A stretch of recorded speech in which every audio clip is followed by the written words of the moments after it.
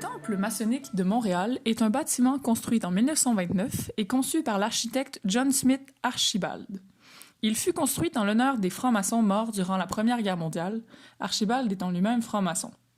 Ce bâtiment est inspiré du style des Beaux-Arts, qui mélange une multitude de styles éclectiques.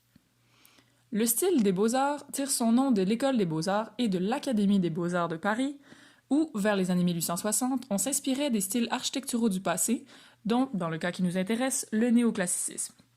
Ce style fut adopté par nombre d'architectes nord-américains, c'est pourquoi on retrouve plusieurs constructions d'inspiration néoclassique à Montréal. Les critiques de l'époque le comparent d'ailleurs au chef-d'œuvre néoclassique qu'est le Lincoln Memorial de l'architecte Henry Bacon à Washington.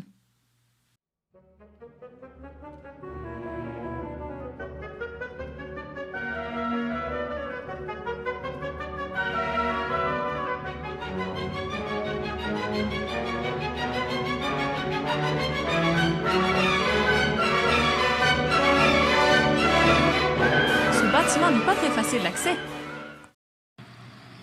C'est parce qu'il est encore en utilisation par les francs-maçons de Montréal. La franc-maçonnerie, ou plus précisément l'Ordre des maçons anciens, francs et acceptés, est une société initiatique et philosophique dont les origines se perdent dans la nuit des temps. Voici la définition donnée par la Grande Loge du Québec. Au Québec, on nomme cette organisation la maçonnerie rectifiée mixte. Elle se dit ouvertement chrétienne et est régie par le rite écossais rectifié. Ces rites peuvent être des initiations aux nouveaux adeptes. Il en existe une très grande variété, chaque loge choisissant ses rites de prédilection, même s'ils mènent tous ultimement à la même chose. Vous me demanderez, qu'est-ce qu'une loge? C'est une confrérie de francs-maçons au niveau local. Les premières loges officielles apparurent en Écosse au XVIIe siècle, mais les traces laissées par les francs-maçons datent du Moyen Âge. En somme, l'objectif de la franc-maçonnerie est d'encourager ses adeptes à travailler pour le progrès de l'humanité.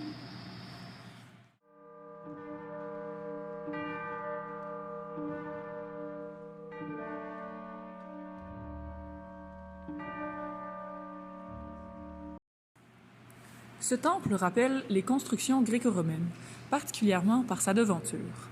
2 colonnes entourent la porte d'entrée qui est plutôt sobre, mais un podium imposant surplombe cette porte.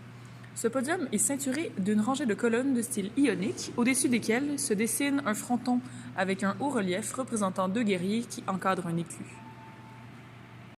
De plus, des médaillons sculptés ornent 2 façades du bâtiment. À la manière de la sculpture antique, les personnages représentent un art ou une science.